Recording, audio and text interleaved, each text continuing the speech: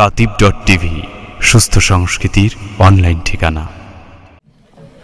আসসালামু আলাইকুম ওয়া রাহমাতুল্লাহি ওয়া বারাকাতুহু। ইন্নাল হামদালিল্লাহি ওয়াস সালাতু ওয়াস সালামু আলা মান লা নাবিয়্যা বা'দাহু। আম্মা বা'দু ফাআউযু বিল্লাহি মিনাশ শাইতানির রাজীম। বিসমিল্লাহির রাহমানির রাহিম। وما لكم ألا تقاتلون في سبيل الله والمستضعفين من الرجال والنساء والولدان الذين يقولون ربنا أخرجنا من هذه القرية الظالم أهلها واجعل لنا من لدنك وليا واجعل لنا من لدنك نصيرا صدق الله العظيم। درود شريف پڑھیں اللهم صل على محمد وعلى آل محمد كما صليت على إبراهيم وعلى آل إبراهيم إنك حميد مجيد اللهم بارك على محمد وعلى آل محمد كما باركت على إبراهيم وعلى آل إبراهيم إنك حميد مجيد।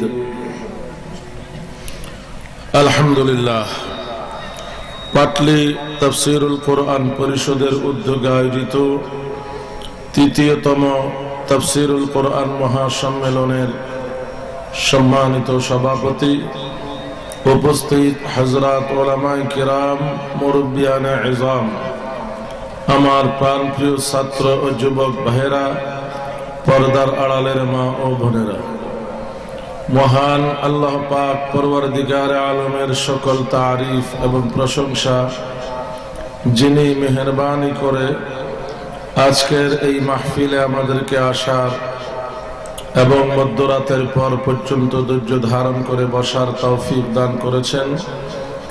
আমরা মহান রব্বুল আলামিনের শাহী দরবারে অন্তরের অন্তঃস্থল থেকে শুকরিয়া আদায় করি আলহামদুলিল্লাহ।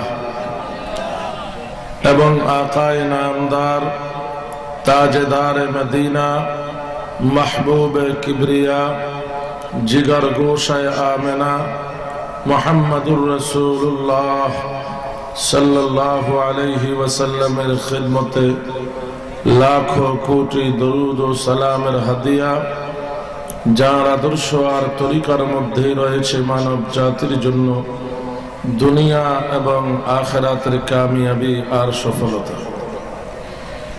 আজ যে সময় আমরা এখানে বসে নির্ভয়ে, নির্বিঘ্নে, নির্দ্বিধায়, নিরাপত্তার সাথে বয়ান শুনতেছি এবং বয়ান করতেছি, ঠিক এই সময় আমাদের পার্শ্ববর্তী দেশ মায়ানমারের মুসলমানরা নির্যাতিত, নিপীড়িত, নিষ্পেষিত।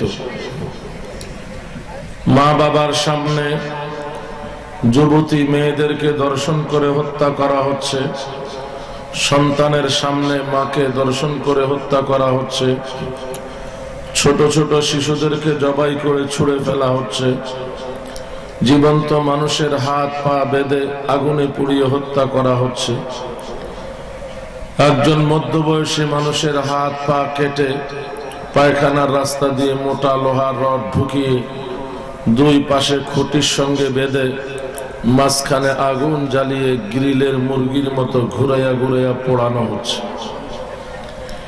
ইতিহাসের বর্বরতম হত্যাযোগ্য অত্যাচার, নির্যাতন তাদের উপরে করা হচ্ছে। তারা কি অপরাধ করেছে? তারা কি চোর? কথা বলুন। তারা কি ডাকাত? তারা কি সন্ত্রাসী? তারা কি জঙ্গি?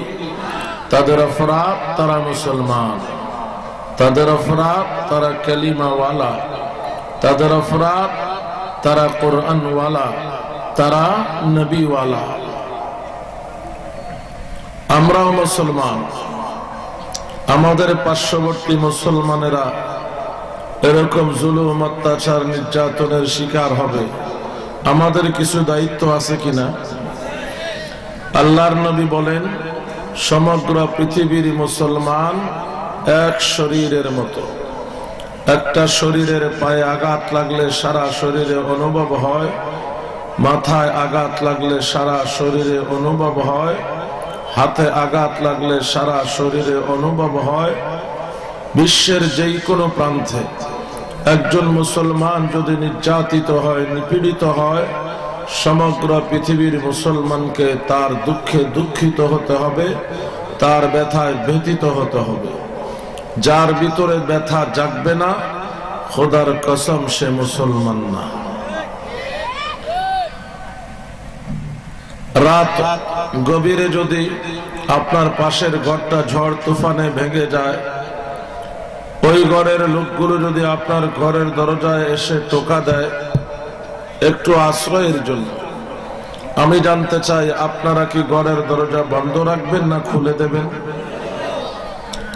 আপনার আমার দায়িত্ব হবে দরজা খুলে আপাতত আশ্রয় দেওয়া, পরবর্তীতে তাদের ভিটায় তাদেরকে পুনর্বাসনের ব্যবস্থা করা।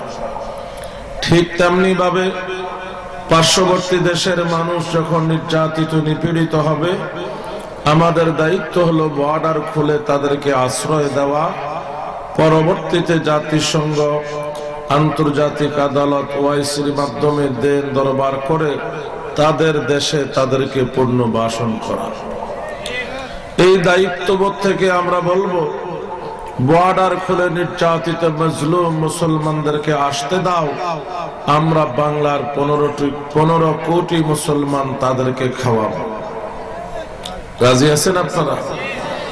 আমিরে হেফাজত আল্লামা শাহ আহমদ শফি সাহেব বলেছেন, বর্ডার খুলে তাদেরকে আসতে দাও, আমরা হেফাজত কর্মীরা তাদেরকে খাওয়াবো। কি বলেন, রাজি আছেন না? হেফাজত শুনে, শব্দ শুনে ভয় পাইতেছে। সিলেটে জমিয়তে ওলামায়ে ইসলামের এক নেতাকে পুলিশে ধরছে। পুলিশ জিজ্ঞাসা করে, হুজুর আপনি ছিলেন জমিয়ত, আবার হেফাজত হইলেন কখন? তিনি জবাব দিলেন, আমি জমিয়ত ছিলাম, জমিয়তই আছি। পুলিশ বলে, তাহলে হেফাজত কে? তিনি পুলিশকে ধমক দিয়ে বললেন, হেফাজত বেটা তুই। পুলিশ ভয় পায়া চতুর্দিকে তাকাইতেছে, হুজুর আমাকে হেফাজত বানায়া দিল, কেউ দেখি ফেললো কিনা। পুলিশ বলে, হুজুর আমি তো পুলিশ, আমি কেমনে হেফাজত? হুজুর বলে, এই বেটা, এখন যদি কেউ অন্যায় ভাবে আমার উপরে হামলা চালায়, তুই আমাকে বাঁচাইতে আসবি কিনা? পুলিশ বলে, হুজুর তা তো আসবো। হুজুর বলে, এটাই তো হেফাজত। হেফাজত মানে বাঁচানো, হেফাজত মানে রক্ষা করা।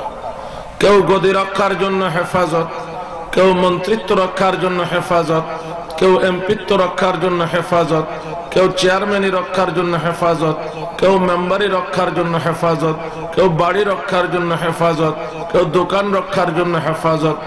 আমরা বিশ্ব নবীর মর্যাদা রক্ষার জন্য হেফাজত। এই পরিচয় দিতে আমাদের কোনো ভয় নাই।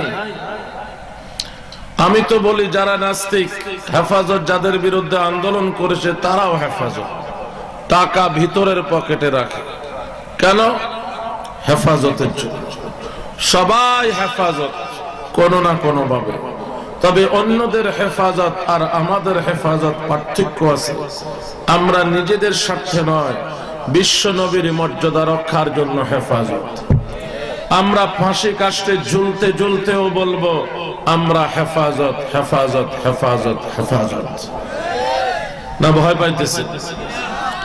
বাংলাদেশে ছোট বড় 40,000 কওমি মাদ্রাসা আছে। সরকারের 1 টাকাও অনুদান ছাড়া শুধুমাত্র জনগণের দান অনুদানে চলে। আমি বলি, যেই দেশের জনগণ 40,000 কওমি মাদ্রাসা চালাতে পারে, কয়েক লক্ষ রোহিঙ্গা মুসলমান আসলে তাদেরকেও খাওয়াতে পারবে। কি বলেন, পারবে কিনা? আমরা এখানে যারা বসে আছি আমরা মুসলমান। যারা মুসলমান হাত উঠান, মাশাআল্লাহ। নন মুসলিম 2-1 থাকলে সমস্যা নাই। আমরা যে মুসলমান, হিন্দু নই, বৌদ্ধ নই, ইহুদি নই, খ্রিস্টান নই, আমরা মুসলমান হিসাবে আমরা খুশি না বেজার? বলুন, আমরা খুশি না বেজার? যারা খুশি হাত উঠান। মাশাআল্লাহ, আল্লাহ কবুল করেন। আমরা যে মুসলমান হলাম, একটু চিন্তা করেন, মিরপুর সাহেবের বয়ানের পর আর বয়ানের প্রয়োজন হয় না, তবু আপনাদের সামনে হাজির হয়েছি, দু একটা কথা বলতে হয়। হযরত যেভাবে শেষ দিকে বলছেন, কারোর সাথে আমাদের শত্রুতা নাই, কথাগুলো বুঝতে হবে। আমরা যে মুসলমান হলাম কিভাবে হলাম? আমাদের নবী নবুয়ত প্রাপ্ত হওয়ার পর 13 বছর মক্কায় ছিলেন, 10 বছর মদিনায় ছিলেন। মক্কায় নবীজি কেমন ছিলেন? খুব আরামে, শান্তিতে, নিরাপদে। সর্বপ্রকার জুলুম, অত্যাচার, নির্যাতন নবী এবং সাহাবায়ে কেরামের উপরে চলেছে। চলতে চলতে 13 বছর চলেছে। নবীজির নবুয়তের 13তম বৎসর মদিনা থেকে 73 জন লোক এসেছে, মুসলমান। আকাবা নামক জায়গায় অতি গোপনে পাহাড়ের চিপায় এরা নবীজিকে ডেকে নিল, ইয়া রাসূলুল্লাহ সাল্লাল্লাহু আলাইহি সাল্লাম, আর কতদিন মক্কাতে জুলুম, অত্যাচার, নির্যাতন সহ্য করবেন? আপনি সাহাবায়ে কেরামকে নিয়ে মদিনায় চলে আসুন, আমরা আপনার পাশে দাঁড়াবো। নবীজি বললেন, আমি মদিনায় যেতে পারি, একটা শর্ত। সেটা কি? তোমরা আমার হাতে হাত দিয়ে বায়াত করবে, এই মর্মে যে তোমরা তোমাদের জান এবং মাল দিয়ে আমার এবং আমার সাহাবাদের হেফাজত করবে। মদিনার 73 জন মুসলমান বলল, আমরা রাজি। নবীজির হাতে এক এক করে বায়াত হবে। এমন সময় এক যুবক দাঁড়িয়ে গেল। কে? মদিনার শ্রেষ্ঠ সুন্দর সুপুরুষ, ধনীর দুলাল আব্দুল্লাহ ইবনে রাওয়াহা। তিনি দাঁড়িয়ে বললেন, হুজুর, আমার একটা প্রশ্ন। আপনার স্বজাতি মক্কাবাসী আপনাকে সহ্য করতে পারে না, মেরে ফেলতে চায়, দেশান্তরিত করতে চায়। আমরা আমাদের জান আর মালের বিনিময়ে আপনার এবং আপনার সাহাবীদের হেফাজত করব। এত বড় ঝুঁকি আমরা আমাদের মাথায় নেব। এর আগে আমি জানতে চাই, বিনিময়ে মহান আল্লাহ আমাদেরকে কি দিবে? নবীজি মুস্কি হেসে দিয়ে বললেন, আব্দুল্লাহ, বিনিময়ে মহান আল্লাহ তোমাদেরকে দিবে জান্নাত। জান্নাতের সুসংবাদ শোনার পর কে কার আগে বায়াত হবে তাড়াহুড়া শুরু হয়ে গেল। এই বায়াতের পর নবীজি এক এক করে সাহাবীদেরকে মক্কা থেকে মদিনায় পাঠাতে লাগলেন। এক পর্যায়ে নবীজি নিজেও মদিনায় চলে গেলেন। মদিনার মুসলমানেরা যা কথা দিয়েছিল, কথা রেখেছে কিনা? যার 2টা বাড়ি ছিল, একটা বাড়ি মক্কি ভাইকে দিয়ে দিয়েছে। যার 2টা ঘর ছিল, একটা মক্কি ভাইকে দিয়ে দিয়েছে। যার 2টা দোকান ছিল, একটা দোকান মক্কি ভাইকে দিয়ে দিয়েছে। যার 2টা বাগান ছিল, একটা বাগান মক্কি ভাইকে দিয়ে দিয়েছে। যার 2টা ঘোড়া ছিল, একটা মক্কি ভাইকে দিয়ে দিয়েছে। যার 2টা উট ছিল, একটা মক্কি ভাইকে দিয়ে দিয়েছে। এমনকি যার 2টা বউ ছিল, একটা বউকে তালাক দিয়ে মক্কি ভাইকে বিয়ের ব্যবস্থা করে দিয়েছে। মক্কার কাফেররা মক্কার মুসলমানদেরকে বউ বাচ্চা নিয়ে আসতে দেয় না। কথাটা আমার বলতে 1 মিনিটও লাগে নাই, কিন্তু কথাটা সাধারণ নয়।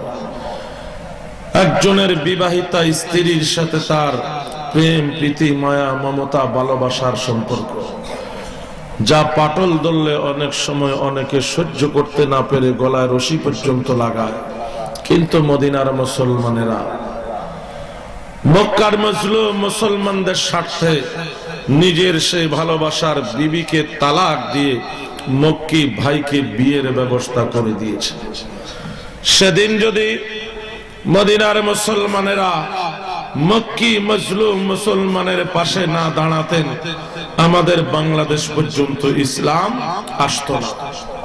কারণ নবী 13 বছর মক্কায় ছিলেন, একটা দেশও বিজয় করতে পারেন নাই। মদিনায় গিয়ে নবীজি মদিনায় ইসলাম কায়েম করেছেন, মক্কা বিজয় করেছেন, ইয়ামান বিজয় করেছেন, বাহরাইন বিজয় করেছেন, জর্দান বিজয় করেছেন, খায়বার বিজয় করেছেন, বনু কুরাইজা বিজয় করেছেন, বনু নজির বিজয় করেছেন, বনুল মুস্তালিক বিজয় করেছেন, বনু তাই বিজয় করেছেন, বনু কাইনুকা বিজয় করেছেন, বনু সালিম বিজয় করেছেন। নবী দুনিয়ার থেকে চলে গেছেন, মদিনায় বসে সিদ্দিক আকবর একের পর এক দেশ বিজয় করেছেন। সিদ্দিক দুনিয়ার থেকে চলে গেছেন, ফারুক আজম মদিনায় বসে 22 লক্ষ বর্গ মাইল ইসলামের জন্য বিজয় করেছেন। ফারুক চলে গেছেন, হযরত উসমান জিন্নুরাইন মদিনায় বসে একের পর এক দেশ বিজয় করেছেন। মদিনার মুসলমানেরা যদি সেদিন মক্কি মজলুম মুসলমানের পাশে না দাঁড়াতো, আমাদের বাংলাদেশ পর্যন্ত ইসলাম আসতো না।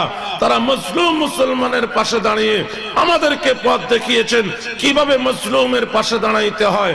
আমরা 15 কোটি মুসলমান হয়ে যদি রোহিঙ্গা মজলুম মুসলমানের পাশে দাঁড়াইতে না পারি, আমরা কিসের মুসলমান?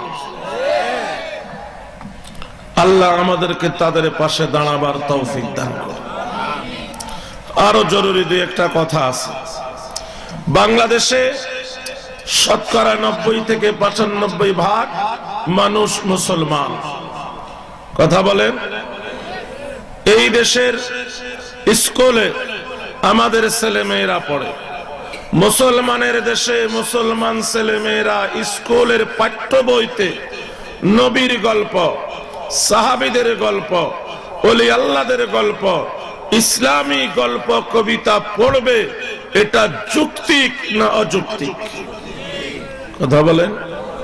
যৌক্তিক। এটা এই দেশের পাঠ্য বইতে ছিল, মধ্যে বাতিল করা হয়েছে।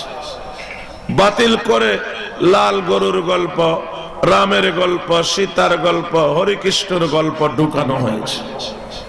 কথা কোন? হেফাজতে ইসলাম 29টা দাবি সম্বলিত স্মারক প্রধানমন্ত্রীর কাছে দিয়েছে। প্রধানমন্ত্রী বলেছে, আমি বেঁচে থাকলে আগামীতে ইসলামী গল্প ঢুকানো হবে, কুফরি কথা বের করে দেওয়া হবে। তিনি তার কথা রেখেছেন। এবার যে পাঠ্য বইগুলো এসেছে, আবার ইসলামী গল্প কবিতাগুলো দেওয়া হয়েছে, ঠিক কিনা? আমরা ধন্যবাদ জানাই। ভালো কাজ যে কেউ করবে ধন্যবাদ, মন্দ কাজ যে কেউ করবে নিন্দাবাদ। কথা কয় না? আমরা এক চোখা নই যে আমি যাকে পছন্দ করি তার ভালোটাও সাপোর্ট করব, মন্দটাও সাপোর্ট করব। এটা হলো এক চোখা। কথা বলেন। ভালো কাজ যে কেউ করবে ধন্যবাদ, মন্দ কাজ যে কেউ করবে নিন্দাবাদ। কথা বলেন ঠিক কিনা? এখন প্রশ্ন, যুগ যুগ ধরে বাংলাদেশের পাঠ্য বইতে ইসলামী গল্প কবিতা ছিল, বাতিল করলো কে? কথা বলেন। কে বাতিল করলো? আমি আমার এক বক্তৃতায় বলেছি, আপনারা আমাদের বয়ান শোনেন, আমি মাঝে মাঝে মাননীয় প্রধানমন্ত্রীর বয়ানও শুনি। তিনি তার এক বয়ানে বলেছেন, আমাদের মার্কা নৌকা, এটা হযরত নূহ আলাইহিস সালাম থেকে নেওয়া। মাশাআল্লাহ, আলহামদুলিল্লাহ, ভালো। আল্লাহর নবীর নৌকা, কোরআনে বর্ণিত নৌকা, ইমানদারকে রক্ষাকারী নৌকা। পবিত্র না অপবিত্র? ভালো না খারাপ? আপনি জাতির সেবা করার জন্য এত পবিত্র নৌকা নিলেন, কোরআনে বর্ণিত নৌকা, আল্লাহর নবীর বানানো নৌকা, ইমানদারকে রক্ষাকারী নৌকা। কিন্তু এই পবিত্র নৌকাতে ইনু মেননের মতো নাস্তিক বানরের বাচ্চাগুলোকে কেন উঠালেন? আমি বলেছিলাম যে এরাই একদিন নৌকা ডুবাবার চেষ্টা করবে। কথা ঠিক না বেঠিক? এখন যখন আবার ইসলামী গল্প কবিতা পাঠ্য বইতে সংযোজন করা হয়েছে, নাস্তিকদের ডায়রিয়া শুরু হয়ে গেছে। কথাগণ, এদের মধ্যে একজন চিহ্নিত জঘন্য নাস্তিক, নাম হলো শাহরিয়ার কবির ওরফে মুরগি কবির। আপনারা রাগ হবেন না, শত্রু মিত্র চিনতে হবে। এই কুলাঙ্গার আওয়ামী লীগ, বিএনপি, জাতীয় পার্টি কারো কেউ না। তখন কারণ স্বাধীনতা যুদ্ধের সময় এই লোক পাড়া মহল্লা থেকে মুরগি চুরি করে পাক হানাদার বাহিনীকে সাপ্লাই দিত। কথা বলেন, এটা পাইকাদের দালাল, বাটফার। কথা কয় না। এখন পিঠ বাঁচাবার জন্য মুক্তিযুদ্ধের চেতনার স্লোগান দেয়, আর কেউ কেউ মনে করে লোকটা তো আমাদের মনে হয় ইতিহাস কথা বলে। এটা পাক হানাদার বাহিনীর দালাল, মুক্তিযুদ্ধের কেউ না। সে টক শোতে বসে বলে সরকারকে সিদ্ধান্ত নিতে হবে দেশ শফির চেতনায় চলবে না মুক্তিযুদ্ধের চেতনায় চলবে। কথা বল। হায় হায়, সারা পৃথিবীর মুসলমান ভক্তি, শ্রদ্ধা, ইজ্জত, সম্মান, মায়া, মমতা, ভালোবাসার সাথে যার নাম উচ্চারণ করে আল্লামা শাহ আহমদ শফি, আর হে বলে শফি শফি। কথা বলেন, বুঝতেছেন আমার কথা? শুধু তাই না, সে বলে সরকার শফিকে গ্রেফতার করে জেলে পাঠাইলে সমস্যা।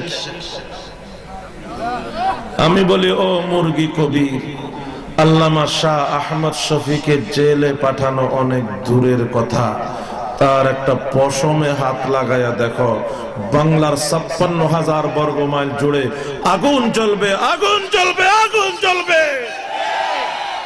ওই আগুন নিবাবার সাধ্য বাংলার সেনাপ্রধান, সেনাপতিদের নাই, পুলিশের নাই, র্যাবের নাই। আমি গোটা দেশকে চ্যালেঞ্জ দিলাম, ঠিক তবে ঠিক।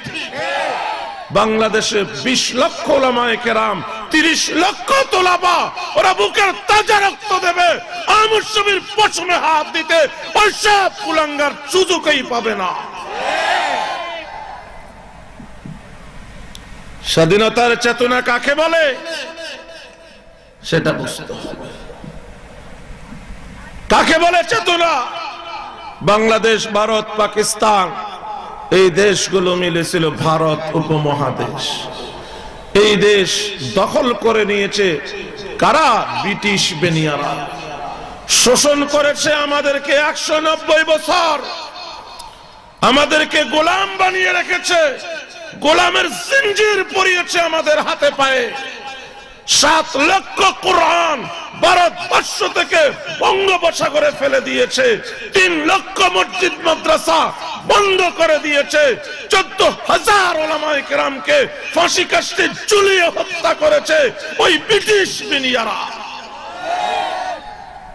আহমদ শফির উস্তাদ শেখুল আরব ওয়াল আজম, औलाद रसूल सल्लल्लाहु अलैहि वसल्लम सैयद हुसैन अहमद मदानी रहमतुल्लाह अलैहि এবং তার উস্তাদ শেখুল হিন্দ মাহমুদুল হাসান দেওবন্দি রহমতুল্লাহ আলাইহি ব্রিটিশ বিরোধী আন্দোলন করে ওই ইংরেজ যদি ভারত থেকে না তাড়াইতো তাহলে আজ পর্যন্ত পাকিস্তানও স্বাধীন হতো না, পাকিস্তান স্বাধীন না হলে বাংলাদেশও স্বাধীন হতো না। আমরা যে সোনার বাংলা, স্বাধীন বাংলা পাইলাম, এর মূল হলো ব্রিটিশ খেদাও আন্দোলন। কথা বলেন। শেখুল হিন্দ রহমতুল্লাহ আলাইহি ভূমধ্য সাগরের মাঝখানে মাল্টার দ্বীপে 4 বছর 8 মাস জেল খেটেছে। কথা বলেন। 4 বছর 8 মাস জেল খেটেছেন। তার সঙ্গে তার ছাত্র হুসাইন আহমদ মাদানী রহমতুল্লাহ আলাইহি ওস্তাদের সঙ্গে স্বেচ্ছায় চলে গেছেন কারাগারে। অমানসিক নির্যাতন করা হয়েছে তাকে সেখানে। কথা বলেন। যখন শেখুল হিন্দ রহমতুল্লাহ আলাইহি 4 বছর 8 মাস পরে মাল্টার জেল থেকে ছাড়া পেয়ে মুম্বাই বন্দরে এসেছেন, তখন তাকে ইস্তেকবাল করার জন্য, তাকে স্বাগত জানাবার জন্য, সংবর্ধনা দেওয়ার জন্য হিন্দু মুসলিম সকল নেতারা সেখানে ছুটে গিয়েছে। হিন্দু নেতা করমচন্দ গান্ধী পর্যন্ত গিয়েছে। গান্ধী সেই সংবর্ধনা অনুষ্ঠানে ভাষণ দিয়ে বলেছে, ভারতবর্ষের একক নেতা যদি কেউ হয় শাইখুল হিন্দ মাহমুদুল হাসান হবে। আমরা অনেকে আন্দোলন করেছি, মিছিল করেছি, মিটিং করেছি, সভা সমাবেশ করেছি, জেল যদি কেউ কাটে শাইখুল হিন্দ জেল খেটেছে। পুরো ভারতের নেতা যদি কেউ হয় শাইখুল হিন্দ হবে। স্বাধীনতা কাকে বলে? কিন্তু শাইখুল হিন্দ রাহমাতুল্লাহ আলাইহির হায়াত ততদূর কুলায় নাই। যদি কুলাইতো অল ভারতের নেতা হতেন শাইখুল হিন্দ মাহমুদুল হাসান দেওবন্দি রাহমাতুল্লাহ আলাইহি।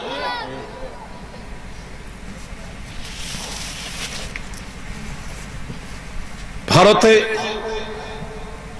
10 লক্ষ তৌহিদি জনতার উপস্থিতি, দোতলার সমান স্টেজ, 1 লক্ষ ইংরেজ সেনা চারপাশে বন্দুক নিয়ে দাঁড়িয়ে আছে। শেখ মাদানী স্টেজে আসলেই গুলি করা হবে। কথা বলে, অন্যরা আসবে বক্তৃতা দিবে। কথা বলেন। আমি মৌলভীবাজার থেকে বয়ান করে আসতেছি, এখানে তো মাহফিল কর্তৃপক্ষ ভিডিও করতেছে, ওখানে সরকারি গোয়েন্দারা এসে ভিডিও করছে। কথা বলেন। ভিডিও তো শেষ, আমি চলে আসবো স্টেজ থেকে, সেখান থেকে ক্যামেরা খুলে এনে একেবারে আমার সামনে এসে ভালো করে উঠাইতেছে। আমাকে উঠা, মনে মনে করে উঠা, আমরা আল্লাহ ছাড়া আর কাউকে ডরাই না। শেখ মাদানী চলে আসছে স্টেজে, বগলের নিচে কাপনের কাপড়, ঘোষকের ঘোষণার অপেক্ষা করে নাই, মাইকে দাঁড়ায় বক্তৃতা শুরু। লিয়ে ফিরতে হ্যাঁ বুলবুল চোঁচ মে গুল, खिलौना समझ कर न बर्बाद करना, हम भी किसी के बनाए हुए हैं। लाल कुत्तों के बच्चों, अगर तुम्हें कुव्वत है तो छोड़ो गोली, हुसैन का सीना खोला। ও লাল কুকুরের বাচ্চা ইংরেজেরা, যদি ক্ষমতা থাকে গুলি করো, হুসাইনের সিনা খোলা। আধা ঘন্টা পর্যন্ত 10 লক্ষ তৌহিদি জনতা নারায়ে তাকবীর দিতে রয়েছে। ইংরেজ সেনারা কাঁপতে কাঁপতে বন্দুক হাত থেকে পড়ে গেছে। কার ঘটনা?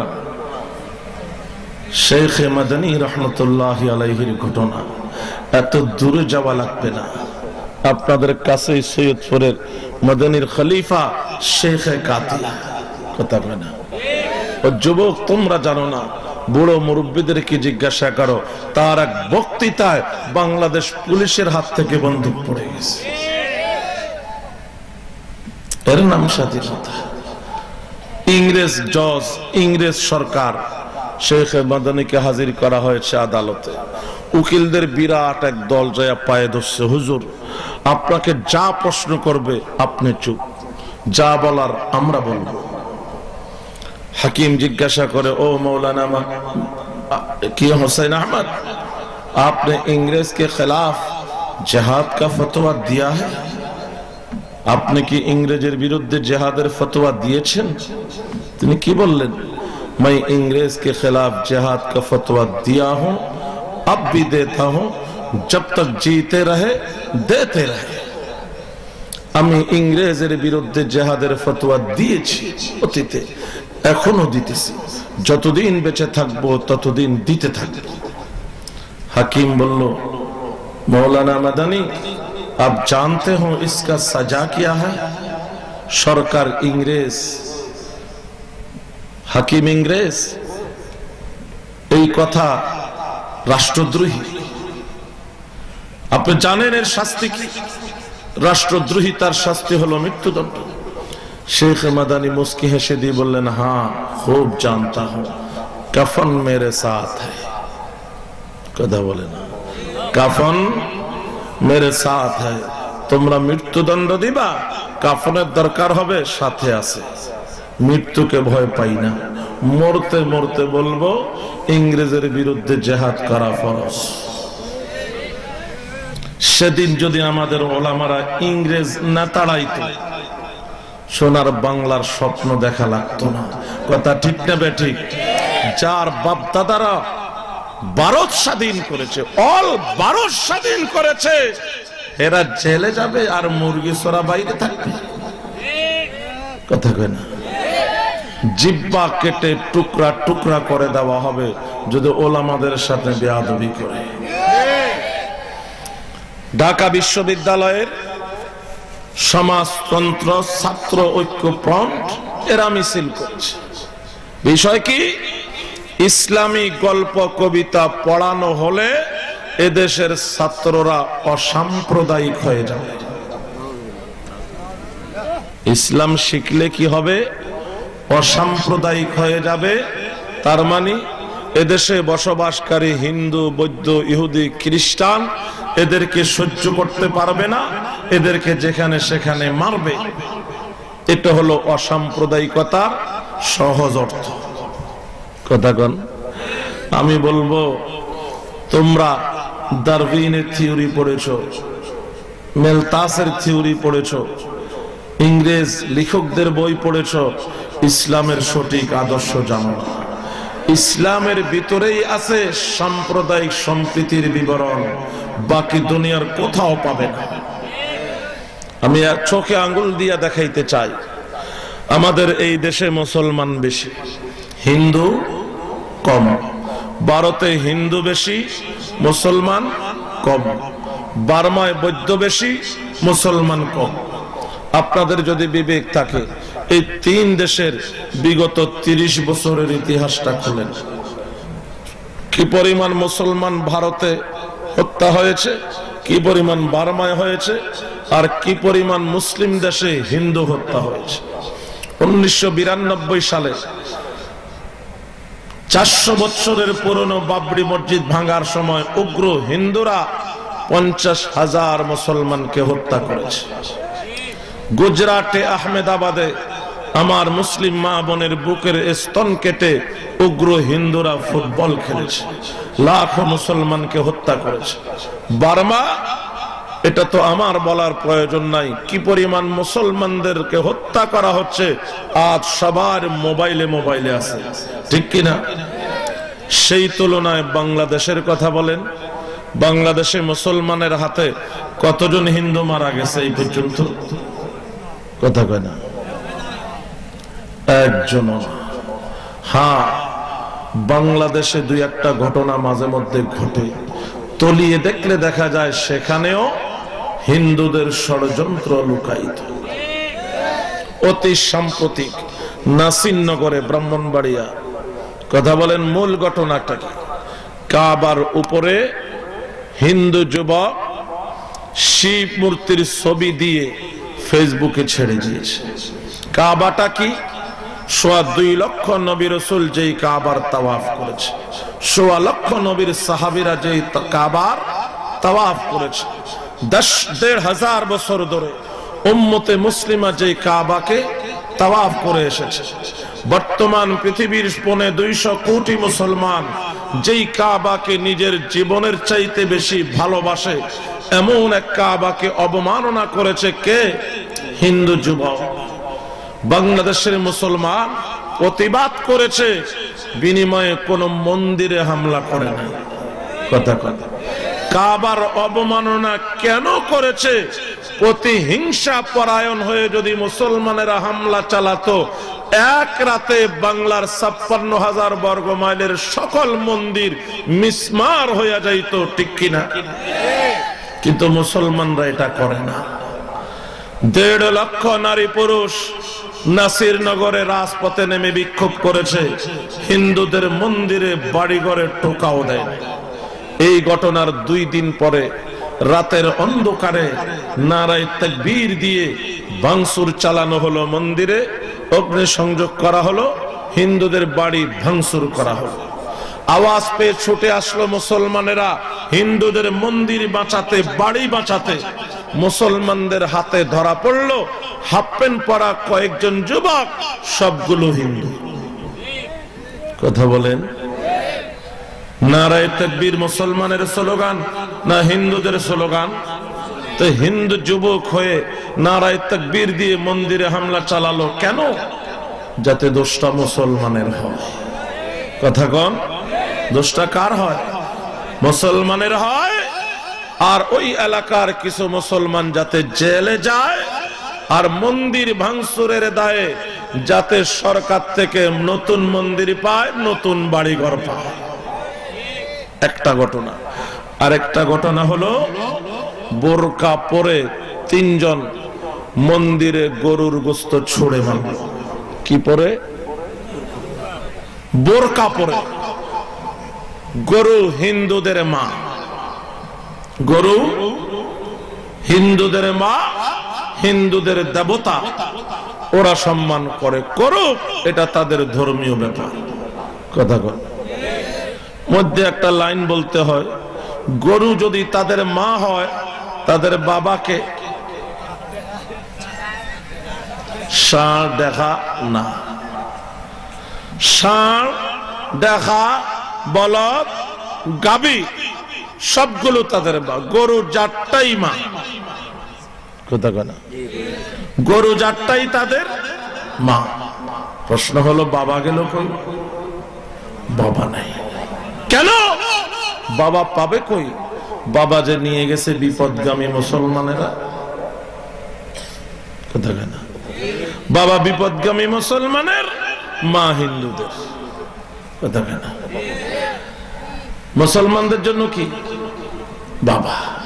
বাবা ভান্ডারী, বাবা আটরশি, বাবা দেওয়ানবাগী, বাবা রাজারবাগী, বাবা কুতুববাগী, বাবা সুরেশ্বরী, বাবা চন্দ্রপাড়া, বাবা এনায়েতপুরী, বাবা শম্ভুগঞ্জি, বাবা তালা, বাবা সালা, বাবা ল্যাংটা, বাবা গাদা, বাবা ঘোড়া, বাবা বদনা, বাবা কালু, বাবা লালু।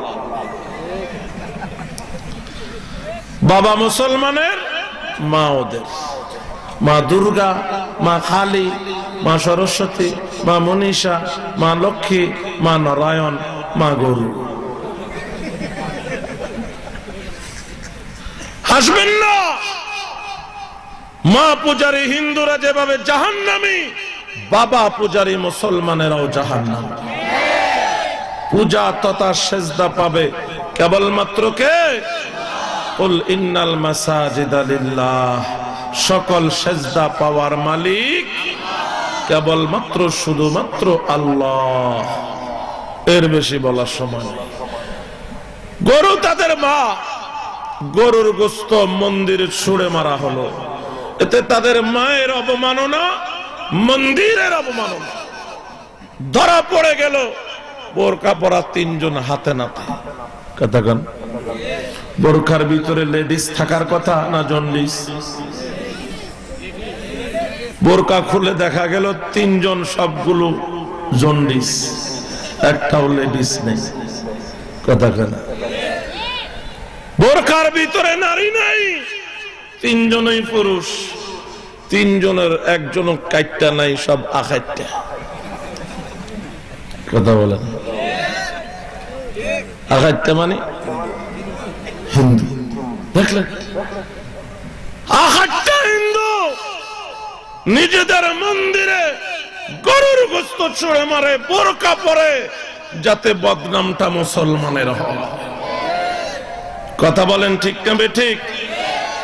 সাম্প্রদায়িক সম্প্রীতি মুসলমানেরা যা বুঝে পৃথিবীর কোন জাতি বুঝে নাই, বুঝার লক্ষণ নয়। চোখে আঙ্গুল দিয়া দিয়া দেখাইতে পারে। জার্মানের এক খ্রিস্টান যুবতী লাইব্রেরি করেছে খলিফাতুল মুসলিমিন হযরত ওমরের নামে। কার নামে? কে? জার্মানির খ্রিস্টান মহিলা। তার সেই লাইব্রেরিতে 7000 বই, সবগুলো হযরত ওমরের জীবন। সে বলে পৃথিবীর যেই কোনো ভাষায় হযরত ওমরের জীবনী ছেপেছে, প্রকাশ করেছে, আমি সেটাই কিনে আমার লাইব্রেরিতে রেখেছি। কেন? আমি চাই কিয়ামত পর্যন্ত কোন মানুষ যদি আমার এই লাইব্রেরিতে আসে, সে যেন তার মাতৃভাষায় হযরত ওমরের জীবনীর উপরে পিএইচডি করতে পারে। হযরত ওমর কেমন ছিল যেন সে তার মাতৃভাষায় আমার লাইব্রেরিতে বসে পড়তে পারে।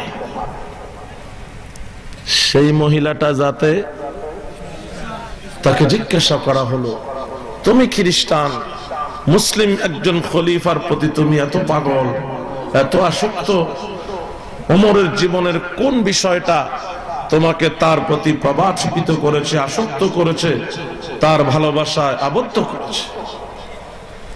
সে বলে, আমি হযরত ওমরের জীবনী পড়তে পড়তে পড়তে এমন এক জায়গায় গেলাম, দেখলাম আল্লাহু আকবার, মিশর থেকে পায়ে হেঁটে এক অমুসলিম যুবক, কোন মুসলিম? ফেরাউনের গোষ্ঠীর যুবক মদিনাতে এসেছে। মদিনাতে এসে খলিফাতুল মুসলিমিন হযরত ওমরকে জামা খুলে পিঠ দেখালো। খলিফাতুল মুসলিমিন, আমাকে মিশরের গভর্নরের ছেলে চাবুক দিয়ে পিটিয়ে ক্ষত বিক্ষত করেছে। আমি গভর্নরের কাছে নালিশ করি নাই, সন্তানের বিচার বাবা করবে কিনা সেই সন্দেহে। আমি শুনেছি খলিফাতুল মুসলিমিন হযরত ওমর ন্যায়পরায়ণ, আমি উচিত বিচার পাওয়ার আশায় আপনার দরবারে এসেছি। খলিফাতুল মুসলিমিন হযরত ওমর বললেন, তুমি আমার কাছে থাকো, আমার মেহমান। আমি গভর্নরকে তার ছেলেকে ডেকে পাঠাচ্ছি। পত্র লিখলো, ও মিশরের গভর্নর আমর ইবনুল আস, আমার পত্র পাওয়া মাত্র তোমার ছেলেকে নিয়ে মদিনায় চলে আসো। গভর্নর মদিনায় আসলো। হযরত ওমর গভর্নরকে জিজ্ঞাসা করলেন, ও আমর ইবনুল আস, কবে থেকে তুমি তোমার প্রজাদেরকে গোলাম বানিয়ে রেখেছো, অথচ জন্মগতভাবে তারা স্বাধী? আমর ইবনুল আস নীরব, জবাব দিতে পারে না। তোমার ছেলে এই অমুসলিম যুবকের পিঠে চাবুক দিয়ে আঘাত করে ক্ষতবিক্ষত করেছে, ছেলে জিজ্ঞাসা করো, অভিযোগ কি সত্য? ওমরের দরবারে শয়তান পর্যন্ত ভয় পায়। মোর এক পথ দিয়া হেঁটে গেলে শয়তান আরেক পথ দিয়া হাঁটে, শয়তান এক সপ্তাহ ওই পথে আর হাঁটে না। ওমরের দরবারে কেউ মিথ্যা বলবে এই সাহস কারণে। গভর্নরের ছেলে বলল, অভিযোগ সত্য। খলিফাতুল মুসলিমিন হযরত ওমর নিজের হাতের চাবুক অমুসলিম ফেরাউনের গোষ্ঠী কিপ্তি যুবকের হাতে দিয়ে বলল, ধরো, চাবুক নাও। তোমাকে যতগুলো আঘাত করেছে, যত জোরে আঘাত করেছে, অতগুলো আঘাত অত জোরে গভর্নরের ছেলের পিঠে লাগাও। লাগানো শেষ। হযরত ওমর বললেন, আমর ইবনুল আস, শোনো, আজ চাবুক ছিল ফরিয়াদির, পিঠ ছিল অভিযুক্তের, আসামির। তোমার ক্ষমতার বলে ভবিষ্যতে যদি তোমার ছেলে মুসলিম নন মুসলিম কারো গায়ে আঘাত করে, সেদিন চাবুক ফরিয়াদির হাতে হবে না, পিঠ তোমার ছেলের হবে না, সেদিন চাবুক হবে ওমরের হাতে আর পিঠ হবে তোমার। জার্মান মহিলা বলতেছে, হযরত ওমর ছাড়া পৃথিবীর কোন রাজা বাদশা এমনটি করে দেখাতে পারে না। কেন? দলীয় গভর্নরকে যদি এভাবে অপমান করা হয়, বিদ্রোহের ভয় আছে। কথা কয় না? কালো বিড়াল সাদা হইয়া যায় কেন? দলীয় বলে কথা। পদ্মা সেতুর চোর দেশপ্রেমিক হয়ে যায় কেন? দলীয় বলে কথা। ঠিক কিনা? জার্মান মহিলা বলছে, খলিফাতুল মুসলিমিন হযরত ওমর ছাড়া এটা আর কেউ করে দেখাতে পারে নাই, বিদ্রোহের ভয়ে। ও মুসলমান, এর চেয়ে বড় সাম্প্রদায়িক সম্প্রীতি আর কি হতে পারে? আর একটা দেখাও। কথা বলেন? শুধু এত দূর বলতে গেলে তো রাত অনেক হয়ে গেছে, আরো বেড়ে যাবে। ইহুদি আর মুসলমান ঝগড়া।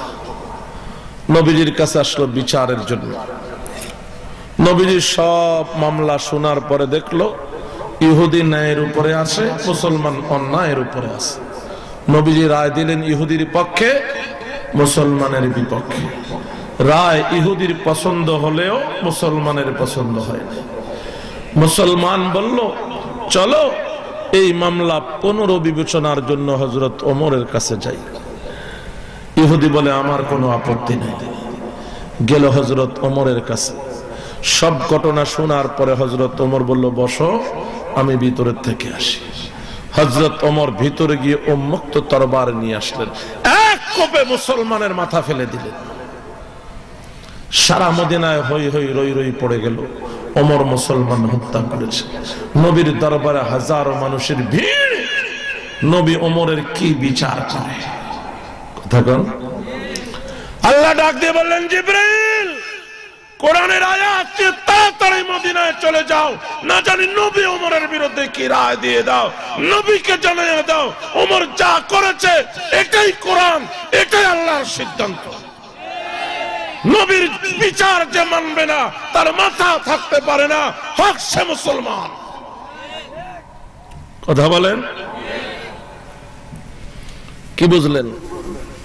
নবী মুসলমান বলে খাতির করেন নাই, ইহুদির পক্ষে রায় দিলেন। কেন? নবী সাম্প্রদায়িক সম্প্রীতি প্রদর্শন করেছেন। হযরত ওমর নবী যেটা করেছেন সেটাই বলবৎ রেখেছেন এবং আল্লাহ সেই মতে আয়াত নাজিল করেছেন। এরপরেও বলবেন অসমাজতন্ত্র যুক্তপ্রান্তের নাস্তিক বেঈমান বানরের বাচ্চারা তোদের ইসলামের সাথে সম্পর্ক না থাকার কারণে ইসলামকে অসাম্প্রদায়িক মনে হয়। ইসলামের চেয়ে সাম্প্রদায়িক সম্প্রীতি কোন ধর্ম কোন জাতির মধ্যে ছিল না, হবেও না।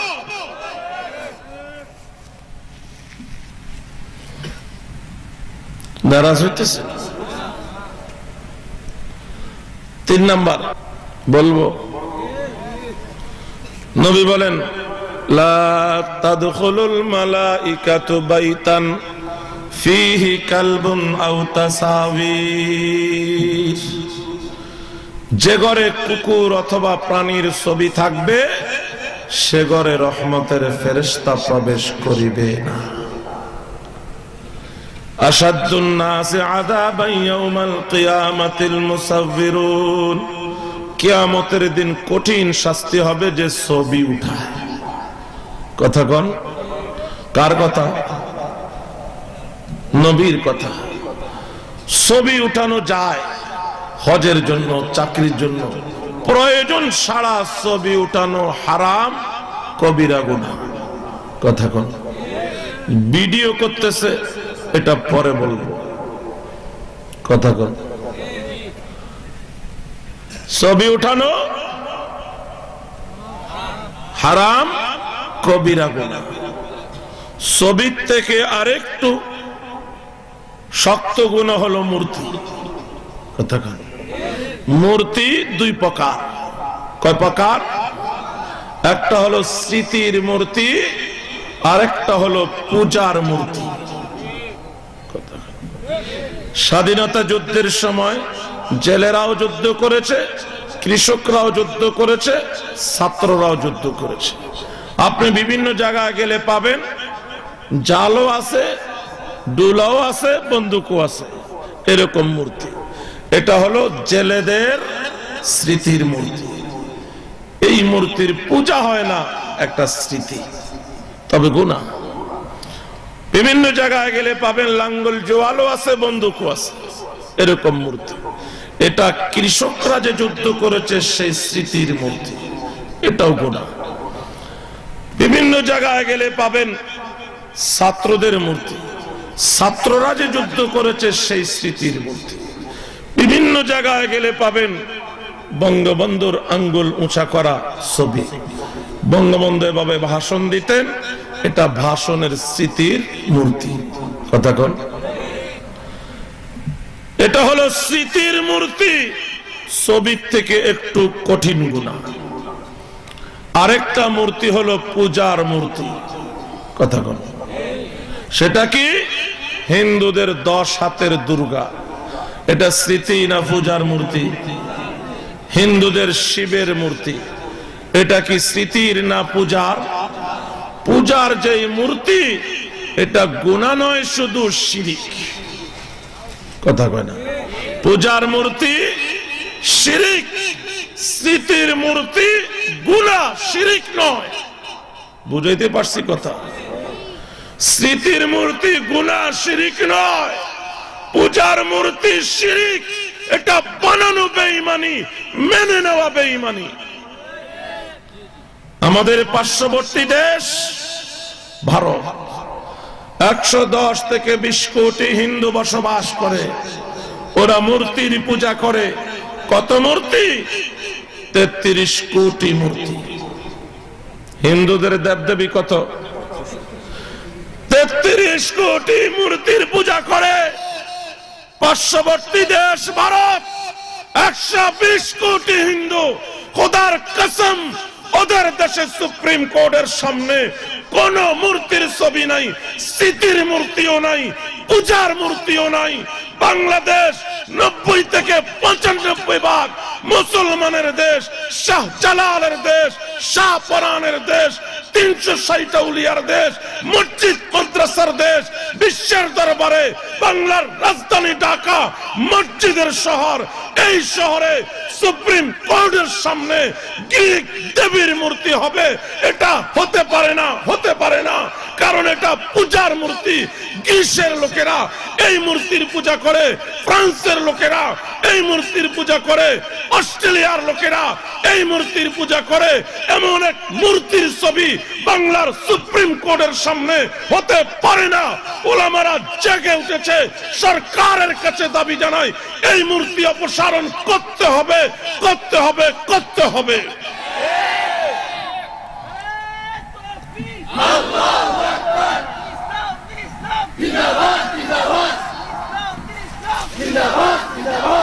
ও শাহজালালের সৈনিকেরা, আজ থেকে 4 বছর আগে শাহজালাল বিজ্ঞান ও প্রযুক্তি বিশ্ববিদ্যালয়ের সামনে ভাস্কর্যের নামে মূর্তি বানাতে চেয়েছিল। বৃহত্তর সিলেটের শাহজালালের সৈনিকেরা রাজপথে যখন নেমে এসেছে, সিদ্ধান্ত বদলাতে বাধ্য হয়েছে। ঠিক না বেঠিক? এখন এই পূজার মূর্তির অপসারণের দাবিতে আবার রাজপথে আসতে হবে।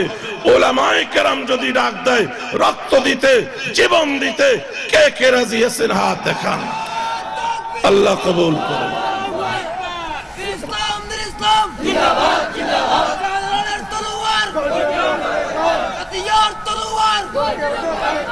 মাশাআল্লাহ, হাত নামান। এবার ভিডিও সম্পর্কে শুনেন। পাকিস্তানের আমাদের এক বুজুর্গ, নাম হলো ইলিয়াস ঘুম্মান। তিনি এক তাবলীগের মার্কাজ মসজিদে গেলেন। উনি যেখানে যান ভিডিওর একটা দল সাথে নিয়ে যান। কথা তো উনার ভিডিও দল ভিডিও করতেছে। তাবলীগের মসজিদের ভিডিও সহ্য করা যায়? সব তাবলীগওয়ালারা খেপে গেল। তিনি বললেন, ভাই ভিডিওটা হতে দাও, আর ভিডিও সম্পর্কে বয়ান শোনো। ভিডিও সম্পর্কে বয়ান শোনার পর যদি মনে হয় ভিডিও করা উচিত না, বন্ধ করে দেওয়া হবে। আর ভিডিও সম্পর্কে বয়ান শোনার পর যদি মনে হয় না ভিডিও দরকার, তাহলে এখন থেকে যদি ভিডিও না হয়, ভিডিও ছাড়া বয়ান যেটা হবে এটা ভাবার কথা। কথা বোঝেন নাই? কিছুক্ষণ বয়ান শোনার পর যদি মনে হয় ভিডিও প্রয়োজন নাই, বন্ধ করে দেওয়া হবে। আর কিছুক্ষণ বয়ান শোনার পরে যদি মনে হয় ভিডিও করা দরকার ছিল, তো এখন থেকে যদি ভিডিওটা না হয়, তখন শুরু থেকে ভিডিওটা পাইবা কই? এজন্য বয়ান শোনার আগে প্রথম থেকে ভিডিও হতে দাও। আগে আমার কথা শোনো, যুক্তিসঙ্গত মনে হলে ভিডিও চলবে, আর অযৌক্তিক মনে হলে চলবে না। কথা বলেন। ভিডিও এবং মোবাইলে যে ছবি, এটা প্রিন্ট ছবির থেকে হালকা। কারণ প্রিন্ট ছবি ডিলিট করা যায় না, এটা একটা বোতাম চাপ দিলে ডিলিট। কথা বলেন। এটা একটা ভাষণা। দাওয়াত তাবলীগ যারা করে, এরা পৃথিবীর বিভিন্ন দেশে যাওয়ার জন্য ছবি উঠায় কিনা? ছবি তো না যায়, তাহলে কেন উঠায়? যুক্তি এই সামান্য নাজায়েজটা আমরা করি বৃহৎ একটা উদ্দেশ্য, সেটা কি? আমরা আমেরিকা, ব্রিটেন, রাশিয়া, জার্মান, চীন যাব, মানুষকে দ্বীনের দাওয়াত দেব। তাহলে দাওয়াত ও তাবলীগের লোকেরা ছবি উঠায় কেন? দাওয়াত দিতে যেতে পারার জন্য। কথা বলেন। আর এই ভিডিওটাই হলো বক্তা এখানে থাকবে, দাওয়াত সারা দুনিয়াতে পৌঁছবে। কথা বলেন। এটা যখন ইন্টারনেটে ছেড়ে দেওয়া হবে, পৃথিবীর সারা সকল পৃথিবীর মানুষ এটা দেখবে, শুনবে, দাওয়াত পৌঁছে যাবে। ছবির উদ্দেশ্য দাওয়াত দিতে যেতে পারা, আর এটার উদ্দেশ্য বক্তা এখানে থাকবে, দাওয়াত পৌঁছে যাবে। কথা বলেন। বাতিল যেভাবে আসে, হক সেভাবেই বাতিলকে প্রতিহত করে। এটাই হলো হকের নিয়ম। এখন তথ্য প্রযুক্তির যুগ। আপনি ভিডিওতে ইন্টারনেটে ঢুকলে গান পাবেন, বাজনা পাবেন, বাতিলপন্থীদের বয়ান পাবেন, ঠিক কিনা? আর ইন্টারনেট যারা ব্যবহার করে এরা শুধু ঘুরে। কি ঘুরতে ঘুরতে এক জায়গায় যখন দেখবে দাড়িওয়ালা, টুপিওয়ালা, তখন একটু হয়তো সেখানে ক্লিক করবে যে দেখি হুজুর কি বলছে। 5 মিনিট শুনলো, মন পরিবর্তন হয়ে গেল, তওবা করে ফেললো। হতে পারে কি পারে না?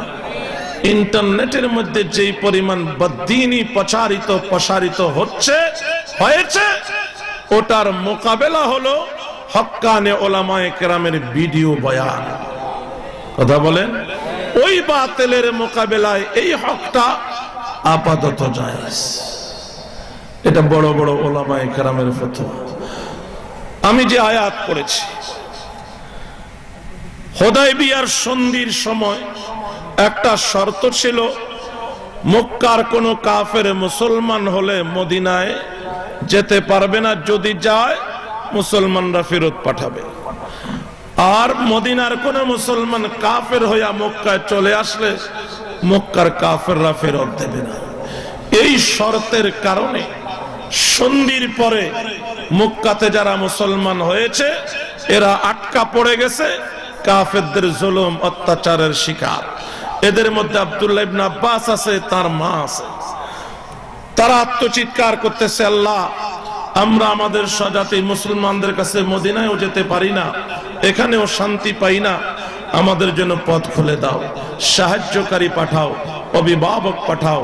তাদের আর্তনাদের পরিপ্রেক্ষিতে আল্লাহ সূরা নিসার ৭৫ নং আয়াত নাজিল করেছেন। আল্লাহ বলেন, ওয়ামা লাকুম আল্লা তুকাতিলুনা ফি সাবিলিল্লাহ।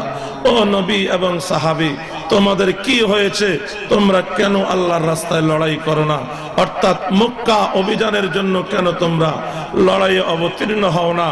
ওয়াল মুস্তাদাফিনা মিনার রিজাল ওয়ান নিসা ওয়াল বিলদান الذين يقولون ربنا اخرجنا من هذه القرية الظالم اهلها। আটকে পড়া মজলুম মুসলমানেরা আর্তনাদ করতেছে, আল্লাহ, আমাদেরকে এই জনপদ থেকে বের করে নিয়ে যাও, এখানকার অধিবাসীরা জালেম।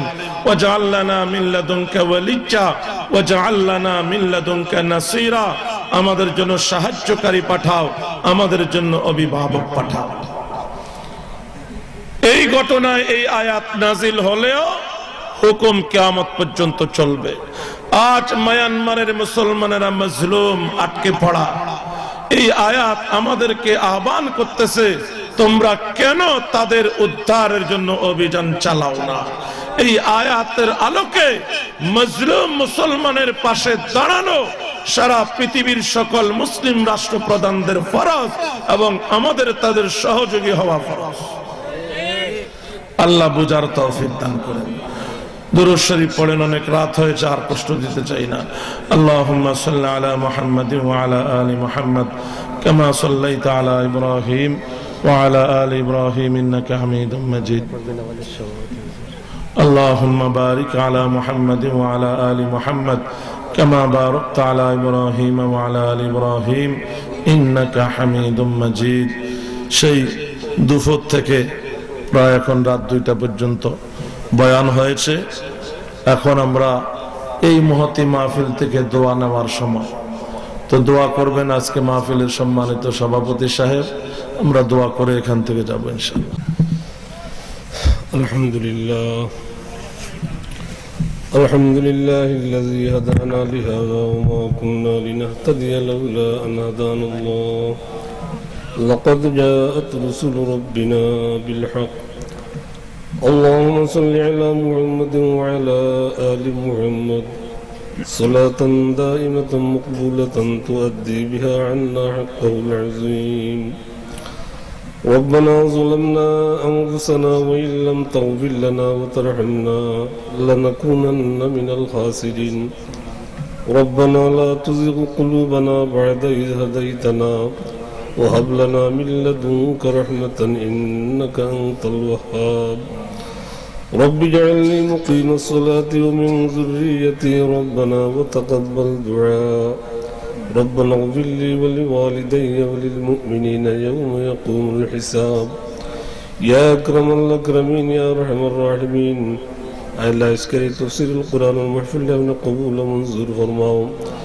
يا لين الأواب وشمستر لهم قبول المنظور فرماهم يا أكرم الأكرمين يا أرحم الراحمين يا الله رب التغرين كمال القرآن توفيق عناية فرماهم يا أكرم الأكرمين يا الله زاجبك خبر مجد من زرار مجد من لا تفسير القرآن محفل رأي جنويسي يا الله ترى دين دنيا بحلة عناية فرماهم يا الله ترى برتغر الدين والخدمة خبر توفيق عناية فرماهم يا أكرم الأكرمين يا أرحم الراحمين يا الله رسول يا إلى كرم هداية حوالي من چلو خريدو يا أكرم الأكرمين يا الله من بدني دور خريدو يا أكرم الأكرمين يا أرحم الراحمين يا الله म्यांमार और मुस्लिम मुसलमानों को अपने शाहिद जो इनायत फरमाओ या अकरमुल अकरमीन या रहमर राहिमीन ऐ अल्लाह प्रत्येक कमील ईमान नसीब फरमाओ या अकरमुल अकरमीन या रहमर राहिमीन ऐ अल्लाह दिनर खिदमत लगे अल्लाह प्रत्येक मजबूत और कवी खरीदो या अल्लाह फुक तक लोग को कुटी सलात और सलाम जनाब नबी करीम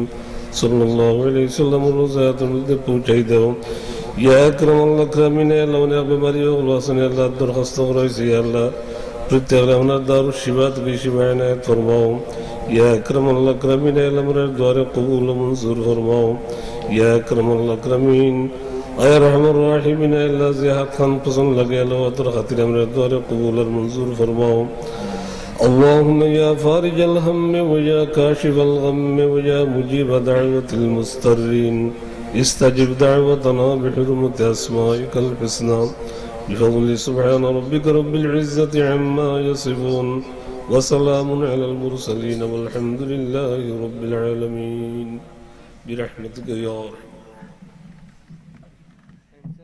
কাতিব মিডিয়া সুস্থ বিনোদনের অনলাইন ঠিকানা।